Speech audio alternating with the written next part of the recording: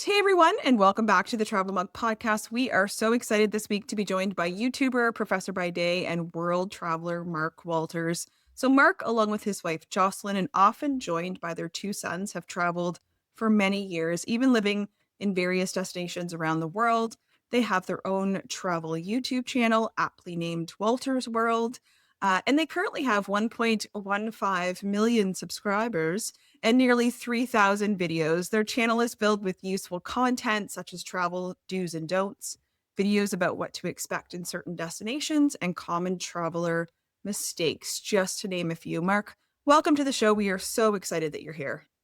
Thank you for having me. I appreciate the invitation. Our Yeah, pleasure. and we want to get it right off the bat. Your name is Mark and not Walters, because I know that's Oh, confusing to people. yeah, it's funny because literally every video I started, hey, fellow travelers, it's Mark from Wolters World. Like literally every video, people are like, I'm watching it forever, Walter. It's funny because I personally, I've been called many things in my life, so Walter is totally fine. But it was funny because like one time we were in New Orleans, I was there with a couple of buddies of mine, and I was just walking down the street, and people were like, "You're Walter!" And of course, then the entire weekend, my buddies were just like, "Hey, Walter! Yeah, Hey, Walter! sure. It's Walter!" And so we had a good laugh. But then, like, it doesn't bother me now. But it's Yeah. funny, like when I was a kid, I was, when you're like in high school, everyone like calls everybody their last name, like Walter. I'm like, dude, my name's Mark. Just call me. So I was always very big. I just call me Mark. But now I'm like, whatever. Whatever works. Yeah. And just to clarify too, in terms of the spelling, it's not WAL, it's WOLTER as well, just in Exactly. case for people checking out online. Yeah. Yeah. Awesome. So let's dive in. How did your love of travel start? What was your first trip, and what was that like? I love my first trip. So my childhood was our summer vacations. We're going from Western Illinois all the way to Toledo, Ohio to see my grandfather. So we go see my grandfather. But luckily, my parents had friends in Sandusky, Ohio, where there was Cedar Point, with some amusement park. So that was like the highlight of my summer. Every summer that was our 1 week trip. We'd leave Friday. Yeah, no, we would leave Friday after work because my parents wouldn't pay for the hotel room. So we leave Saturday morning bright and early and drive like the 11 hours to Ohio to get to Toledo to see my grandfather and then do that. Like that's all we ever did. Like my real love of travel, I think it was when I was in high school and I met this girl, this exchange student from South Africa. And she's like, "Oh, you should try like being an exchange student. It's really, really cool." And I talked to her quite a bit and everything. And like she was a Rotary exchange student, so my mom knew her, and so we had her over dinner and stuff. And it's like, yeah, I guess I could try this. I don't know. She's like, they have summer programs. I'm like, oh, okay, I'll try this summer program thing. And so I ended up going to Australia for a summer. And I'm like, oh my God, I love this. And then from there, it was like, I went for a year to Finland. When I was in college, I did a semester in Argentina. I did a summer in Austria. Then my master's in Germany, my PhD in Portugal. I lived in Lithuania. Like I was like everywhere. And then it was like, that was the gateway drug right there. That summer study abroad program. Because I mean, honestly, my kind of like dream when I was like in high school, I'm like, I'm gonna be the mayor of my town, the governor of my state, then I'll be president. Oh, My wow. town, I'm like, I want to just travel the world. So, things change over time. Yeah. You don't want to be tied to Pennsylvania Avenue. No thanks. Yeah, exactly. So you just mentioned, the amount of countries you've lived in. It sounds like a lot for education. Is it possible to pick a favorite country that you've lived in?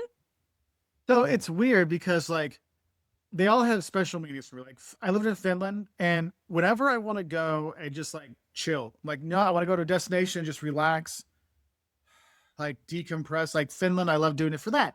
However, but if I want to go like for Christmas time fun, I want to go to Germany where I used to live. But then when I think about just crazy fun times, like Brazil is so great. Like it's really hard for me to choose one I love the most. Like, Lisbon, my youngest son was born there and I lived there for 5 years. So it's really hard to pick. Like I always go back.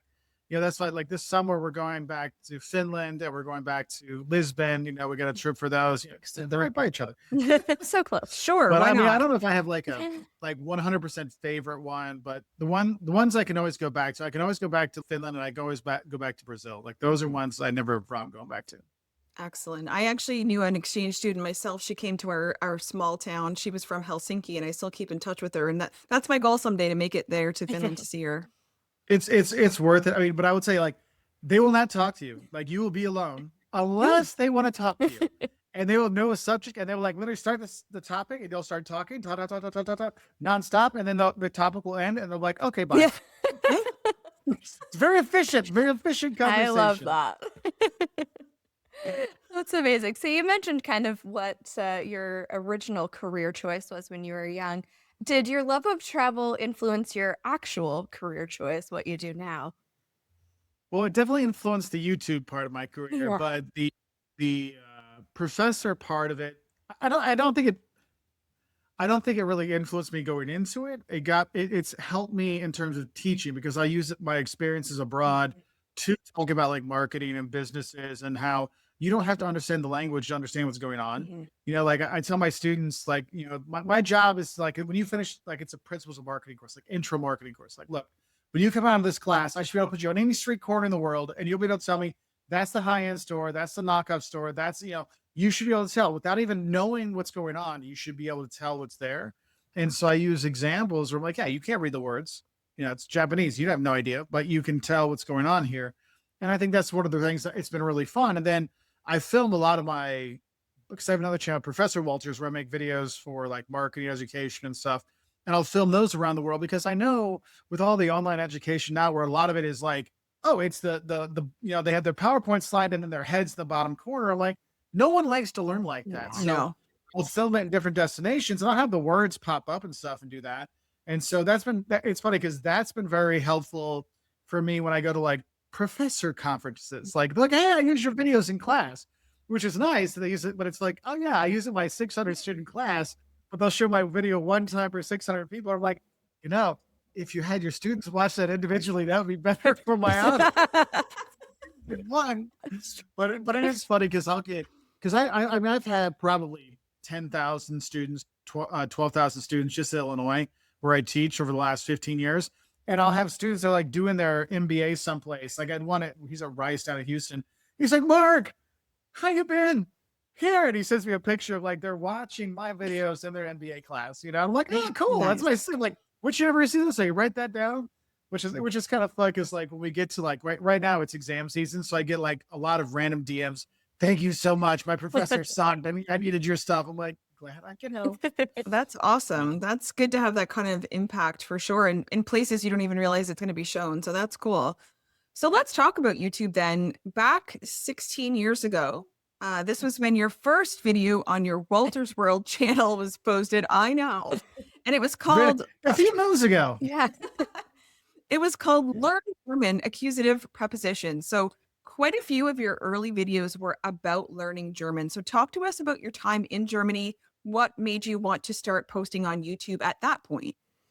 So those videos, so I actually had a channel before Wolters Mhm. World, which was like Best Economics Faculty, I think it called it, because I was teaching in Lisbon and I asked the students, why do you choose the school? They're like, oh, it's the best economics faculty in Portugal. Like word for word, like every student, I didn't ask them out loud. It was like, in the get to know you thing. And they all put it in. So I made a channel on that and I started putting on these education videos on there. And then when I started doing the language stuff, um, I was like, well, I like to travel. I like to know some of the language before I go someplace. I'm like, oh, I'll make language videos. 'Cause I like learning languages, like speaking languages. And so I started making these language videos and I noticed that it was like I did language I knew well. So I did like learning German for English speakers, learning Spanish, learning Portuguese for English speakers, did that. And then it's like, hey, what if we go the other way? And I started making like learn English for Germans, learn Portuguese for Germans. And I did it for Italians, I did it for Spanish speakers. And I realized actually the only people that watched like language videos were Germans because the Germans wanted to know before they went. I was like teaching English and Spanish and Italian, and the Italians like, nah, man, we're just speaking Italian, forget it. So it was like that's where it started out. That's when it's funny because I look at it back then. I'm like, it was fun to make those, but I can see that it probably wasn't the best choice. I probably should have focused on something else sooner, like more travel focused stuff than the language one. But it's one of those things like because back then, I mean, this is 16, 17 years ago. Like YouTube Yeah. was like it was not what it is now. Like trying to explain to people what we were doing, and even in 2015 Mhm. versus 2007 versus now, it's like so different. But we're just trying different things and see what worked and didn't work. And for a while, it's funny because like for a while, Germans were like 60% of our audience on our Mm. channel because they were watching the language videos. But then I kind of got through like the basic language stuff. Like there's not much more I can do in terms of learning language. So kind of it's like finite, it's Mhm. like, well, you've learned the past tense, the future tense, and the present tense, and vocabulary. Okay, what's now? So Gotcha. then it was kind of ran its course, and I really started to see is like, hey, it's better to put stuff in the travel things than the language things. So Yeah. that's how that kind of got started. Yeah, YouTube's definitely changed a lot in the Yeah. last like 16, 17 years. I'm recently watching a TV show that's set in like 2008, and one of the characters is like, "What is YouTube?" And it's like, "Oh yeah, that isn't like, I mean, 2008 doesn't feel like that long ago, but That it's longer. like a long time ago now, I guess." But Oh yeah. it's Yeah. Oh yeah. Like when I look back and what, because I mean I remember when I first started making videos. I mean I would have like a Nikon Coolpix, like Mhm. and I would literally put it on a rock. And so that's why even if you watch these really old videos, right, you're like, why is he squatting down? What is he sitting on? It's like because I in some places I found like a rock that was kind of sturdy that I could put the thing on because I didn't have a tripod. There wasn't no selfie sticks or anything like that. And it Right? was like, hey, plop. Because if you had a tripod, you had to have like that big, huge one. I'm like, you can't travel with that. No. So Yeah. yeah, Yeah. things are a little bit easier these days. Definitely easier. So there's obviously there's a lot of travel content on YouTube, especially now. And so what made you go the route of offering advice instead of like kind of the more like vlogger style, like documenting exactly where you are and what you're doing? Yeah, well, I think about it now. If I would have gone for the travel inspiration or the travel education, I probably had more views now. Cause like, but my thing is like, cause I have a day job. So like, I don't have to get a million views on every video. I don't have to get 100. I can just make videos I think are going to help people travel better. And that's what I Right. want to do. I want to help people travel better because that's how we make the world a better place. If we're good, like we're representatives, we're ambassadors of our countries, our cultures when we go someplace else. If we can be better when we go to those places, people have a better opinion of our country, and it doesn't matter where you're from. And so I really focus on the travel education stuff to really help people like, like have a better time, but also be more respectful. And so I really focused on that. And so it's funny because like I'll have people that never subscribe, but like, oh, we always watch your videos when we're going to go someplace. So they don't subscribe, they don't watch random videos. What they'll do is like, oh, I'm going to Berlin. So but Wolters World Berlin, and they'll watch our Berlin videos because that's their one trip they have this year. And then until next year's trip. And they come back a year later, oh, we're going to Japan, Wolters World Japan, and then watch our Japan videos. So that was one of those things. And it was kind of a conscious decision that I'm like, I can't look at myself like a other travel vloggers, which are more like, hey, look at me, because I didn't want that. I'm like, look, I'm a middle-aged guy, and I'm going on I got a job, and I don't have time to watch 900 videos of people going, oh, before I show you what to see, let me talk about the coffee I had in my hotel room. I'm like, dude, just give me what I need to know. So the Jones videos are really about, hey, you don't have time to watch 100 videos. Watch this. You're going to be prepared for scams, food, everything you need. So you're going to be a better tourist with one video. And so that's what I really wanted to do. And there are people that watch every video, and then there's some that don't. And so it's just the way it is. And luckily, like I said, I have the day job as a professor stuff, so I don't have to do dance videos, and I don't have to do like Right. the super training stuff like that. You probably won't see me in the AI sparkly suit thing that people were doing Christmas last year, that kind of stuff, like That's a these kind of. shame. Yeah. I I know, mean, I know. I think AI could do something. Yeah, I don't know. Like make me with a full head of yeah. hair and 50 pounds less, and a nice tan. Yeah, There you go. yeah. and you're right. I think there's probably a couple of different types of viewers. My husband actually is the one who found your channel. We just tune into every video because we'd like to hear about the world. So we just sort of tune in. You. We always listen, but I bet there are people like you mentioned who just are going somewhere. So they're like, let me go and research this one place. And we've done that as well and found things before we've went on trips. So I can see how that is the case. And going back to something you said, because you are a professor at a university in Illinois. So talk to us about how you manage work and traveling. We assume you have the summers off, but that might not be the truth. So do fill us Yes. in. But are you fitting in during the school year whenever possible? And I Yeah. know you've mentioned in your videos that you do get a chance to travel with students sometimes too. Is that right? So Mhm. sort of walk us through how that piece works. So I do get the summers off, and college professors get quite a good summer off, and then I also get the winters off because between semesters. So we're usually traveling most of that time. And especially when the kids were little and we could take them out of school easy, like we were gone even more. Because you got spring break and fall break, so there's another like 2-week trip we can throw in twice, kind of thing. But now once the oldest one got into high school, it got a little more complicated. So there was mostly then it started to be, hey, you know what? I want to take some trips on my own. My wife will do trips on her own, so she'll film some content too. But like usually most of the summer I'm gone traveling. Most of winter break we're gone traveling. And then Thanksgiving break and spring break we're gone traveling. And then and then what's nice is like how my class, it depends how my classes are set up. Cause sometimes I'm only teaching like Tuesdays and Thursdays or Tuesday, Wednesday, Thursday, so I might have Monday and Friday. So I could leave like, if I get a Thursday night flight, I can go someplace, like I can go to Santa Fe or I can go to New York or I can go up to Chicago. Like I can do like relatively Toronto. I can do closer places on a long weekend. Cause you get a lot in from Thursday night until Yeah. Tuesday morning. Cause there's been times we've flown back and like flown in Indianapolis, and because it's an hour time change, be driving back and literally like my wife will drop me off at class. Like I literally like leave my suitcase in the car and just go teach the class. So there's a lot of coordination that goes into it. And I used to teach some online classes too. So when I was teaching online, then that was really easy because you can do that anywhere. But what I also know that like face-to-face class, I feel face-to-face classes work so much better. So I'm glad I have my face-to-face students now.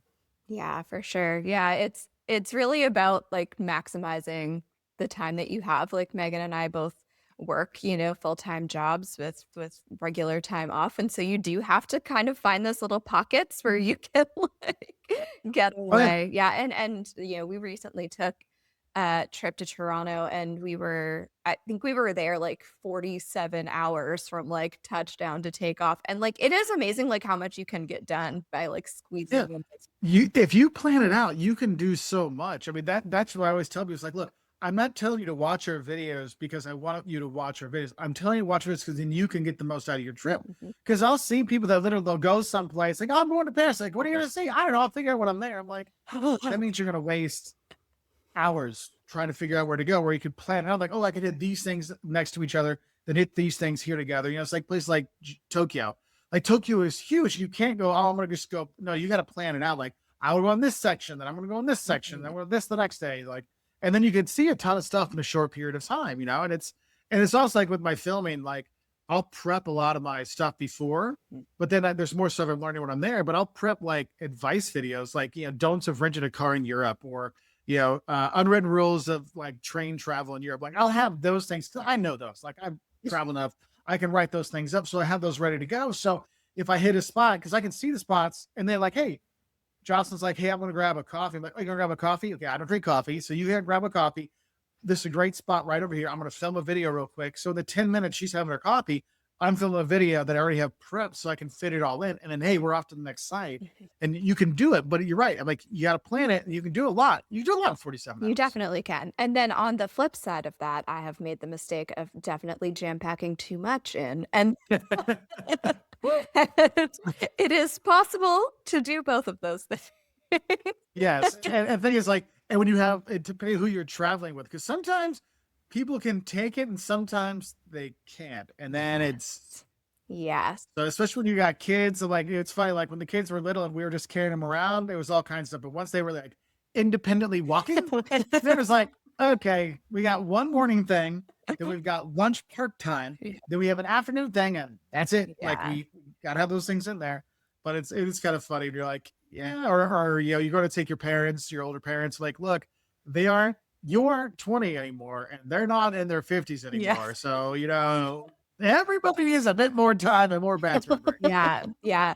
in there. Yeah, definitely traveling with other people, and if you've never traveled with them before, can be a challenge. We're big like theme park people, Disney people, and I remember the first time we traveled with our friends as like a two couples trip, and we like got in the park. I get in the park. I don't need a map. I know where everything is, and I'm gone. Like I'm maneuvering through the crowds, and I'm gone. And my friends are like, "What just happened?" And I'm like, "You got to keep up. Let's go." I know, and they're like, I don't want to get upset with him. I don't want to get upset with him, but just trust me. Just let's go. Yeah. Here's one of the things I always find funny. It's like sometimes when you go places to see friends and you think they know their hometown. Yeah. And they Right. don't. Yeah, I learned I was in Stockholm and this is before, I think it's before I even started Wolters World. And I was going there and I was like, I didn't know research before. I mean, I'd been there before, so I knew a few things I wanted to see, but I didn't do any research. Oh, my friends excited to show me around. She knew. I'm like, didn't you grow up here? Like, I was like, all right. So even if I want to see fans or friends from places that want to show, I'm like, I still do all my research. So I know exactly, we should do this. Like, oh yeah, because you'd be surprised where people just don't know their hometown, which is normal. Like, I've never been to the county museum in the county I live in, Mm, but I drive Right. by it every day when I go to work. Yeah, no, I can see that for sure. Although I think if you came to Halifax, we got you. yeah, We yeah. we know this We know city. that city. Yeah. I Yeah. appreciate that. So, like we've mentioned, you have a lot of things. You've got the YouTube channel, you also have social media and a full time job. How does all of that get balanced? Does your wife help? Have you hired people? How does that work for you? Yeah. So until I don't know, 6 years ago, 7 years ago, I did everything. Hmm. Like when the kids were little, like we put them down to bed at like 7 or 8, and then I would work from 8 until 2 in the morning And you don't drink Wow. because coffee, as we just I was learned. doing all and without coffee. I would die. That's why these bags are mine. This is recent. This is from 20 years of this. And so I would do that, and then and it was kind of like I think of like people's your videos are like your ideas, are like your baby. Like Mhm. I don't want anyone else to have my baby. It's hard to give it away. And then I finally agreed to like work with some editors, but I would just have them cut down my talking parts, and I would put the B-roll in. So I'm like, they won't know the difference between this food and that food. And so that was like 2 years of that. And I'm like, all right, I finally trusted them enough to like take over, so I type it up. And then all of a sudden, like, wait, I have all this free time now.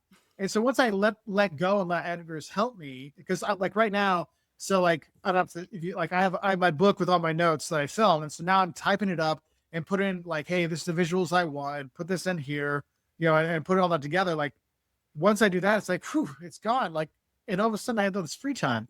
So I started like 3 or 4 more channels. I'm like, I would have had more free time in my life but I just started like every time you get more free time, you just put more stuff in Oh there. my gosh. Yeah. I recently started a learn to curl program, like the sport Yeah. curling.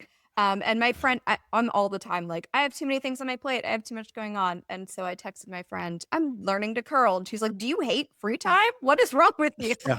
Like, It's painful. Look, for me, like I've started to force myself. So this American football season, I force myself Sunday afternoons. I will sit and watch it. I don't even like watching football that much, but I just force myself to lay on the couch. I'm like, the game is on, oh, and I'll like play video games on my phone or something like that. Like just to like, hey, no, Mhm. no, yeah. no, you gotta stop. Yeah. Yeah, because like so I got up like 6 this morning. It's 10:30. We're recording this. Like from 6 until 10, I was writing up scripts to send off to editors. When I get off this call, I'll be writing for an hour, and then I got another radio call with a station in Chicago, and then I'll do some more. Then it's like, all right. Then it's like dinner time. Like, come back. I'm back on it. It's like you gotta get. It's funny because like if you put anything off with these things, it just Yeah. piles up, Hmm. business. So Yeah. like the things I'm writing up are things that were from like the second half of this year of second half of 2025 at Right. least. So it's like, wait, I got to get these things done. I got to get these things out. So Yeah. yeah. Yeah, definitely. And I think that that's important too. Like it is important to take that you time, but if you're used to being busy, you might as well keep on keeping on if that's if that's the train you're Yeah. on. Oh yeah, and the thing is, like, there 2 summers ago, I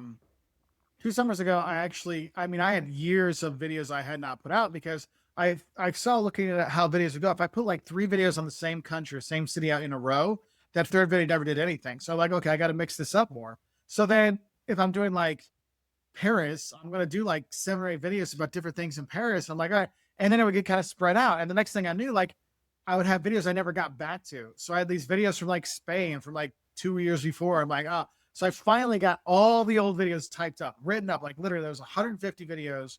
Like I Wow. was literally, I spent 2 weeks just grinding through, sending them off to editors, and then because I'm like, wow, I've finally caught up. Not learning my lesson, I literally did not send anything new to my editors for like 7 months. And then I'm like, damn it. Oh, look what I I've done to myself. I'm back in the same problem. Going, no, I'm going to get these things. Going to get these things. Yeah, yeah, no, So, that's a good point. Now, this is a selfish question for me, but I have a trip to Portugal planned in May. nice. You mentioned going to school there, living there for 5 years. One of your sons was born there. Seems like a special place for you. Yeah. So talk to us a bit about your time there. And in your opinion, maybe do's and don'ts or some must-see places for when people visit or I visit. Yeah. Talk to us about Okay. Portugal. So when you go there, I will say, if you look at cities that have been impacted the most by like over tourism and the Airbnb taking over people's homes, Lisbon is, when I lived in Lisbon, I lived there from '05 to 2006 to 2011. No, 5 to 11, 2005, 2006 to 2011. And then it was like, I mean, a few to like, we had some Italian tourists that would be there and some Spanish, but not much else. Like in the very South, there was some English that retired there. And then like Lisbon won like best like weekend destination Europe, like 3 years in a row. no. And like, I'll be honest, like when I go back now, like the only friends of mine that still live in the town because they still have their place before because they couldn't afford the rent because it went up so much, are the ones that live where there's not a metro stop. Okay. And unlucky for them, they've announced they're going to build a metro to where they live. And so I'm like, Oh. oh man, because I mean, it's incredible, like how expensive things have got. But you know, like when you look at how people make money, how much money they make, they're like, yeah, like the Airbnb people make a month's rent in one weekend, Sure. and it's a weekend place. So they just, you know, and it's really bad because they just got bought out. I mean, my friends got bought out. Their grandparents were getting bought out. I mean, it's just sad. Like that's why I was like, and the thing was though, in Lisbon, it didn't help themselves either because back in the day, they didn't have really that many hotels or like that many good hotels. And so therefore the Airbnb was the really the way to go, you know? Right. And so they kind of drove the thing that way. Now there's a lot of really good hostels there now and the hotels have gotten better. So they're trying to do something, but that's a side thing, but that's something to talk about. But going there, I think if you're going to go, how long are you going to go for? 2 weeks. 2 weeks. Oh, perfect. So I do like 5 days in Lisbon. And when because there's probably like the Museum of Ancient Art is really cool to go see. The Gulbenkian Museum is good to see. The zoo, I really love the zoo. Like we had like yearly pass to the zoo. We just go to the zoo and go around to the zoo. Like they have a nice little zoo there to enjoy.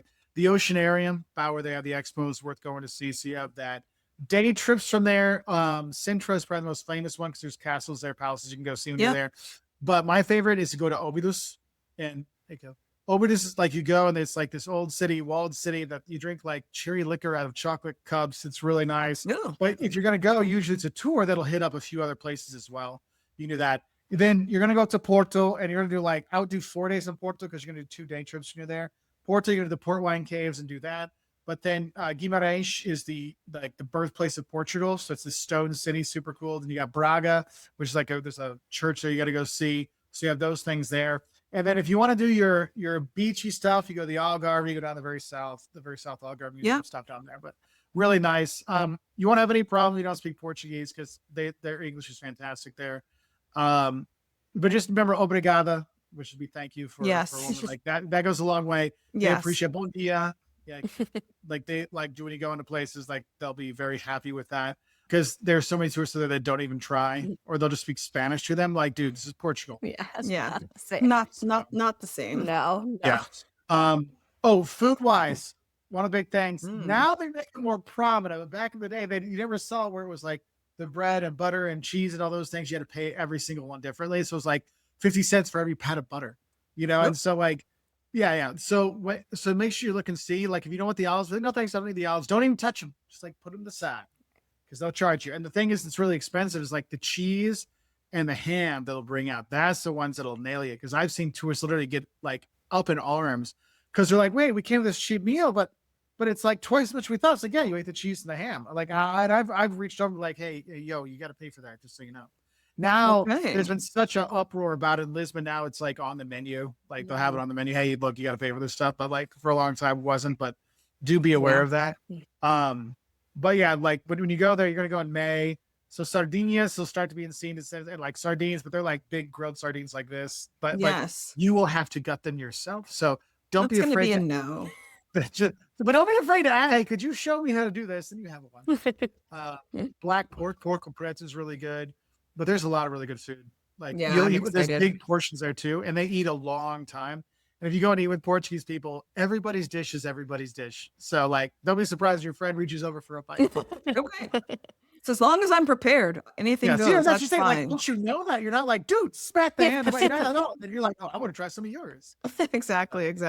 Excellent. Thank you so much. Yeah. No problem. You have a great time. Like we're actually going back again this year for the ferias, the June festivals. Oh, excellent. I'm curious, are there any trips that you take where you like never film any content, or is there always I try. Yeah. I try and I fail every time. Like I remember my wife's like, why don't we just go? Like, because like we go to Savannah a lot. My son goes to school down there, and Well, our son goes to school, and then my wife used to live there. And so it's like, I've been there like 1,000 times. Like, there's really no reason for me to film. But I'm like, I'll be there like, but we could do a video on the different types of barbecue in the South. And then we'll do that. So like, it's funny. Like the kids are like, could you just not sometimes? So that's why actually, like, that's why I started filming in the morning. Like I would get up in the morning and go film because it'd be quieter. Mhm. And then I get all most of my big filming done. And then and then at 10 o'clock, we'd like go out for the day. So they had their time to wake up and do their own thing, have breakfast. And then I got the big stuff out of the way. And then I would just like use my phone the rest of the day to take a few like candid kind of videos. Yeah, I Right. think it's like really important. I mean, for me at least, like I kind of started as a travel blogger, and then Megan and I started this podcast, and I've tried to be really cognizant that I don't want all of my trips to just be content. Like I don't want it to be unenjoyable because I am like quote unquote working the whole time. Oh yeah. And I think that That is an issue. it is. So you'll love this. Where I had I just wrote up my hard truths for travel vloggers. That's one of the Mm. videos I filmed. I filmed it in Skopje, North Macedonia. And I was writing this up, and that's one of those things like the digital nomad life gets lonely. You get burnout, but it's not like what you see is not always what's there. And so that's where like there's sometimes we've gone on trips where I'm like, I'm gonna really try not to do anything. Like we were in the Mhm. Bahamas last year for my birthday. And so I was like, yeah, I'm not gonna I'll film like a video. Mhm. I'll do like a Downs to the Bahamas, and maybe I'll do the hotel. I'm like, Tr- filming like, Trying to temper it. Yeah. and then the Downs of the Bahamas, how to stay safe in the Bahamas, what the Bahamanians want you to know. Like I didn't, but it wasn't because I was planning. It was because like when I was there, I was inspired. Yeah. Because like I was like, look, I'm sure the basics will be done, but I just had such a nice time there. The people were so friendly. I'm like, I feel like I need to do more to show off more. And that's where you get things like we were in Macedonia last summer, and I was, we were there, and I'm like, I'll do a Dance in Macedonia. Needs some like, we'll just chill. It's gonna be like, it was like 106 degrees when we were there too. So I'm like, camera will not survive out in this heat. And I ended up loving Skopje so much. I'm like, I must film more. And so I'm like trying to come up, like I had all these like kind of like the advice videos, they could be filmed anywhere. I'm like, we're gonna do a bunch here. So that's where it's like, hey, travel vlogger, you might want to know this for him. Like I started Right. having all these ones because I'm like, I want to show up this place more. And so it's funny, like people will be like, well, you always say you like places and people are nice. I'm like, no. If I don't mention the people, I did not like. Right. Well, Read between the lines. Why are you filming this in Macedonia and not like in like France or someplace like because no one's gonna watch a video in Macedonia. So if I can show off Macedonia and a video they will watch, even better. Mm. Right. Mhm. Exactly. Mm. Now, you mentioned this a few times in terms of like sort of filming content here and there and everywhere. So, is that how you planned it out? So, like recently, there was obviously Christmas markets, and you came out with a video on Christmas markets. So, was that filmed the year prior, and it came out Yeah. this year?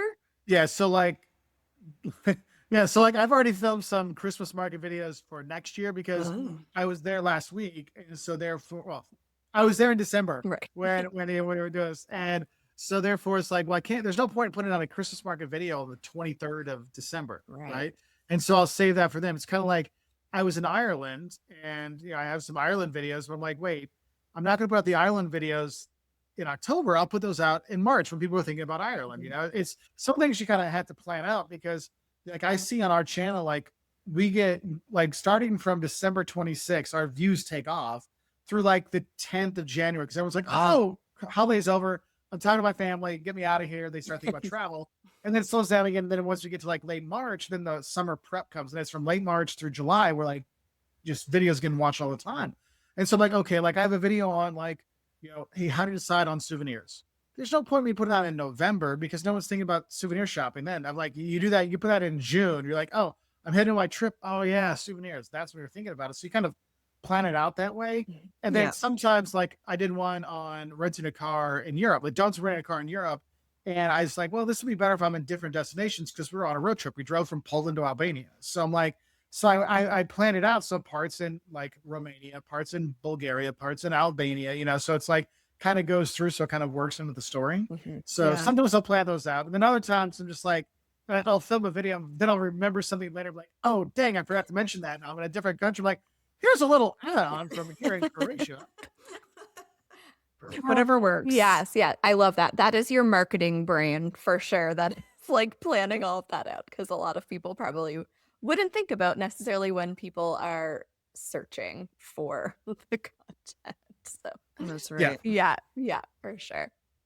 So, what is your hope for the future of Wolters World? Do you plan to become a full-time YouTuber, or what is your dream? So my dream is we can keep helping people travel better. Like if I can grow the channel and get it out there more, because the thing is, like a lot of people will comment, the people that need, they'll be like, "Hey, Mark, I love your video," but the people that need to watch your videos aren't watching your videos because they're making those mistakes. So if I can get out to more people and like really help, and we're trying to do that. Like we're doing a lot more those vertical shorts, like on Instagram and TikTok and YouTube shorts. Like those aren't really like I feel I can't get enough information because I want to give people so much information, but I know I got to get that gateway drug to get them in. Right. And so we're putting ourselves on all the platforms we can. So like we're on MSN, we're on, YouTube, TikTok, like we're on everything because we never know how we're going to help people. So just try to put out the content that works on those and like blogs and stuff just to see what we can do. So my hope is we can get to be helping as many people as we can. And then be one of those things where people think, oh, I'm going to go travel. Hey, let's check out Wolters World first because I want the honest advice, and not, I mean, and I can understand people that watch for entertainment, for people that do go with the floppy hats, the flowy dresses, and like the staged pictures and stuff. But that's not me. Yeah. So Yeah. Yeah, I Yeah. think so.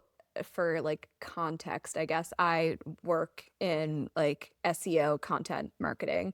And so yeah, the interesting trend in, AI overviews and like zero click searches now, and what is the future for people like us who create content to help people, and how is that going to change? Like it is really yeah, interesting. I see it with my own like travel blog. Like, of course, like clicks are down. People are, what should I do in X city? And AI overviews is like, here you go. Here's all the information. yeah, But I think Right. it's really important, and I've noticed myself doing this, to like go find the people who are actually doing it, because yeah, I think that will become even more important in the future. It's like, okay, but this person was actually there, and I trust this person yeah. to tell What? me. Yeah, and that's one thing is like you guys are in the travel space. You see all the AI travel content Yeah. that's out there now. Like I've seen it, like they'll literally take our videos and just change the voice. Yeah. Like you can, I mean, you can tell they just got the transcript from YouTube, put it into ChatGPT and say, hey, summarize this into a thing and then use this British voice. It's always really British voice. If I had a British accent, I would have twice as many views, And it'd be on there, and there's one that's like, and then they still start with, hey there, fellow travelers. I'm like, huh, that's interesting content, which is fine. Yeah. People can say that. But then they're like, oh yeah, we're in Lisbon and we had a baby and my wife was on bed rest for 4 months. I'm like, Wait, what a coincidence. You can tell when they're just like doing it in mass bulk. Like I found a channel, like they were putting out like literally like 400 videos a month, but you can tell it's just all AI generated. Yikes. And I've seen ones from friends of mine's channels that they will take and mimic their thumbnail. Basically her stuff, they'll take her stuff, do the AI version of it, put it in a guy's voice, and they'll do that. I mean, Wow. and I mean, this is one of those things, and there's not much you can do about it because it's been altered, it's changed. Yeah. But it is one of those things. I tell people, it's like, look, make sure you're getting it from actual people that go places, because the AI stuff, I mean, don't get me wrong, some of the AI stuff is very helpful. Yep. Yeah, I can't say it's not, because it is. But the thing is, if you want anything more in depth, you want culture, you want it's not there. Yeah. It's like No. that top 30% is great because it's like that top level. You want anything deeper, that's where it really skews. That's where you get really big issues. I mean, just ask them like the 20 things you need to know about going to Chile, and what'll pop up is, oh, get travel insurance, because they've read so many blogs Yeah. that bloggers always put travel insurance because one of their big money makers. Yeah.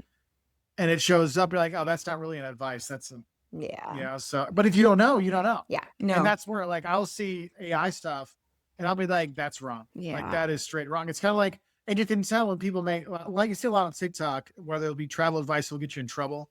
A lot of those like hacks, they're like, oh, buy 3 seats, then cancel 2 at the last minute. You get, poor man's first class. I'm like, if you had the money to buy 3 tickets in the first place, you ain't poor. Yeah.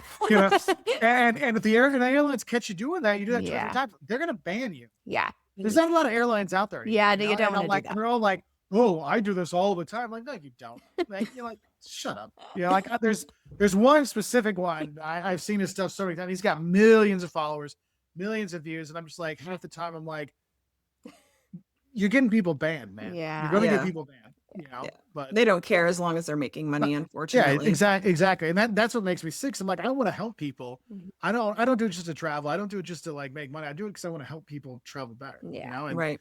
but that's me. But I know I can understand people do. Hey, it's an easy way to make money. So whatever. If it's not, Yeah. like that's one thing. Right. Yeah, that one is like, it is not easy to make money online. And everyone's like all those things like, oh, we can make you $1,000 a month on a YouTube channel. No time. That's a bunch of BS. Yeah. Yeah. That is such a bunch of BS. Yeah. Yeah, it's Agreed. like it's amazing what you can like. AI will create fake, fake plaques and fake, like True. clients. And look at all these comments. I'm like, oh, John Smith from London, England. That sounds like a real person. Right. Definitely. Yeah. Yeah. So So Agreed. what destinations do you still have on your list that you're hoping to get to? So places I want to go that I haven't been to yet: Egypt, Okay. New Zealand, and Bhutan would probably be the top 3. Mhm. Are the ones I haven't been to. Pretty much I've been to everywhere else I want to go. Like the top ones. Yeah. I know there's those. Why I know my wife wants to get to Ethiopia. That's on her list, and Bhutan's her big one. Okay.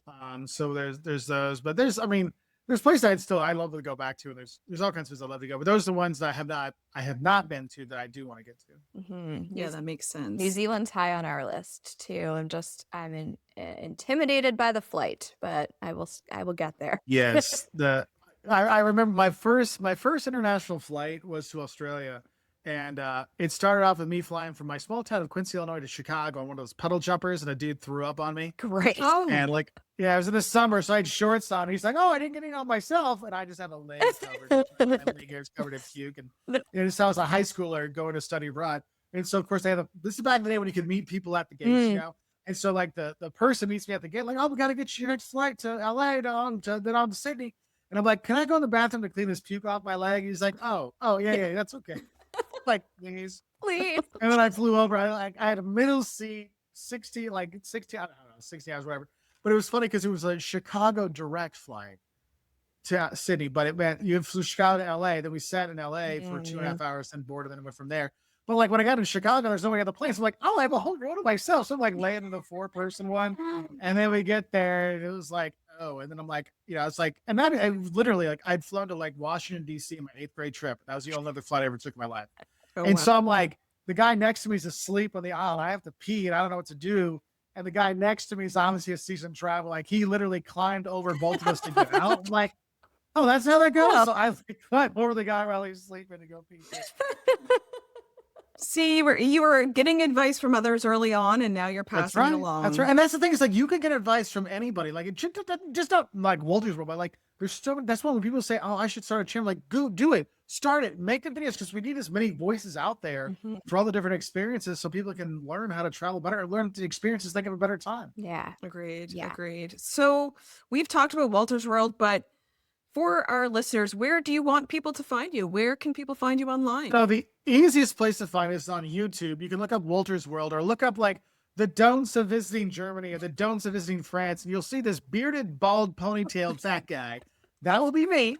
And you can check us out there. Also, you can find us at Facebook, Twitter, Instagram, TikTok, Pinterest at Wolters World, or you can go to woltersworld.com and you can read some of the blogs, which are just the summaries of the videos. So if you don't want to hear my voice anymore because it gives you nightmares, you can read the blogs instead.